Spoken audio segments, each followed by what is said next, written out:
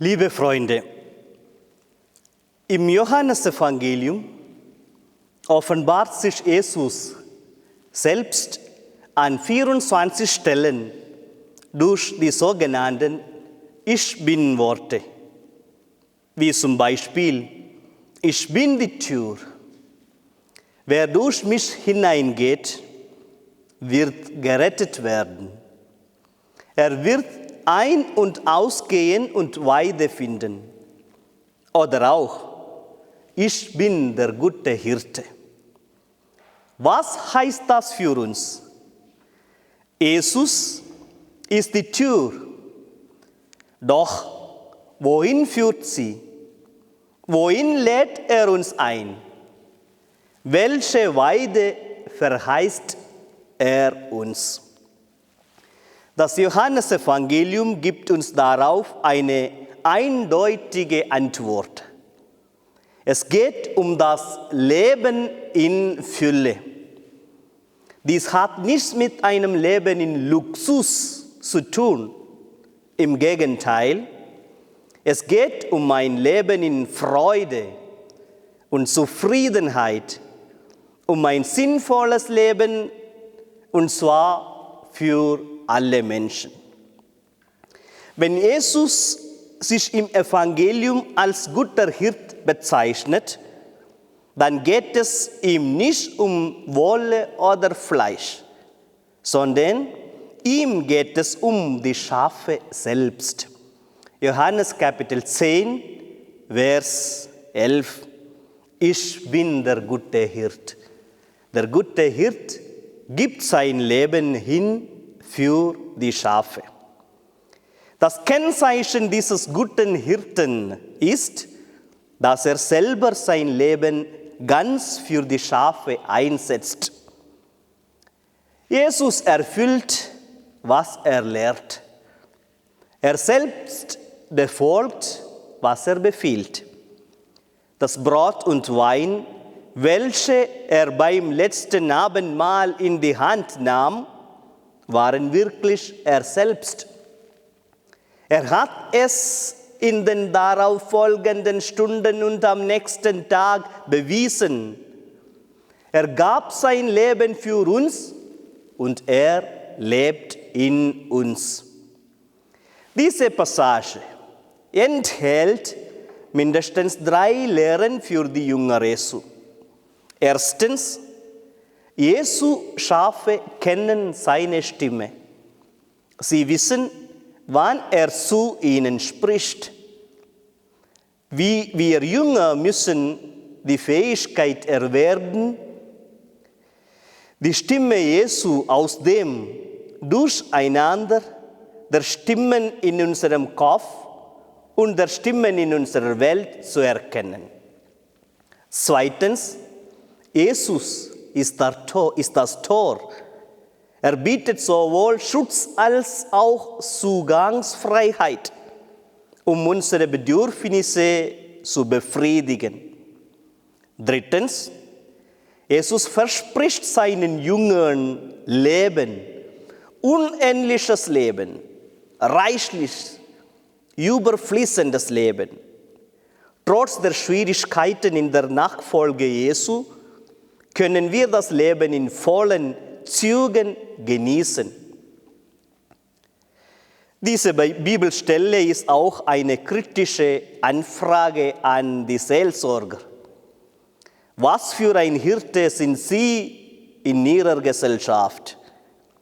Kümmern Sie sich nur um Ihr eigenes Leben und Ihre eigenen Bequemlichkeiten? Oder sind Sie bereit, wie ein echter Hirte zu leben, wie Jesus es gelehrt und vorgezeigt hat? Ich möchte nicht weiter Theorie predigen, sondern mich an einen guten Hirten in unserer Zeit mit Ihnen erinnern und dem Herrn für ihn danken. Das Evangelium erinnerte mich an eine Reihe von Kommentaren, die ich letzten Monat gelesen hatte.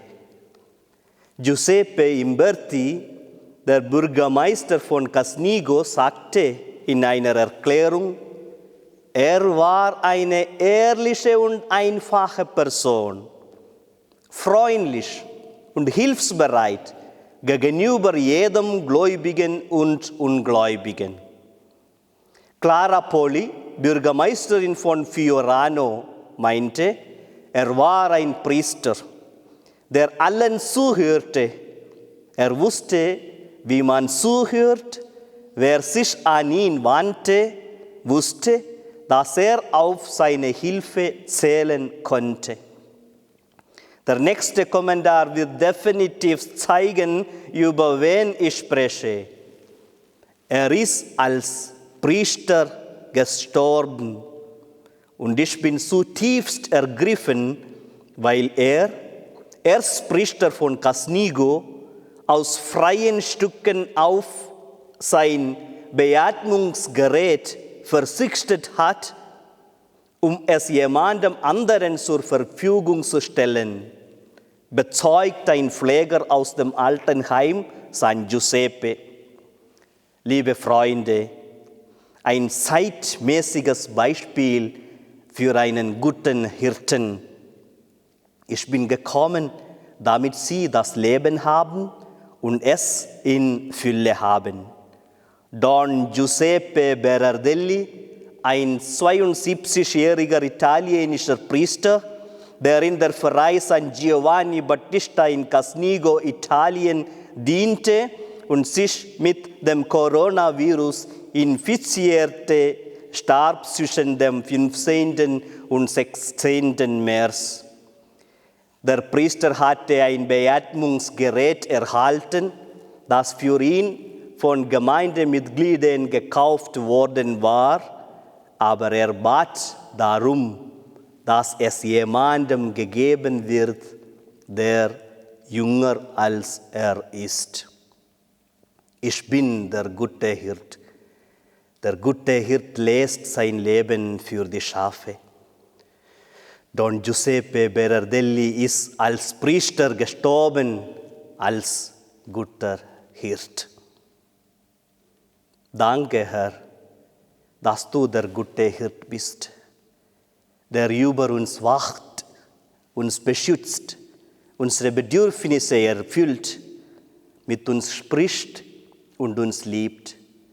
Vielen Dank, dass du dein Leben für uns im ultimativen Opferakt niedergelegt hast. Wir danken dir, dass du uns ein Beispiel für einen solchen guten Hirten gegeben hast, Don Giuseppe Berardelli. Das ganze Leben hat er für dich gelebt und für die Schafe, die du ihm anvertraut hast. Lass diesen Priester in dieser schwierigen Zeit für viele Menschen eine Leuchte sein, die andere zum Nachdenken anregt. Vielen Dank. Im wunderbaren und heiligen Namen Jesu beten wir. Im Namen des Vaters und des Sohnes und des Heiligen Geistes. Liebe Freunde, bleiben Sie gesund, machen Sie sich bewusst, Anstand heißt Abstand. Auf Wiedersehen.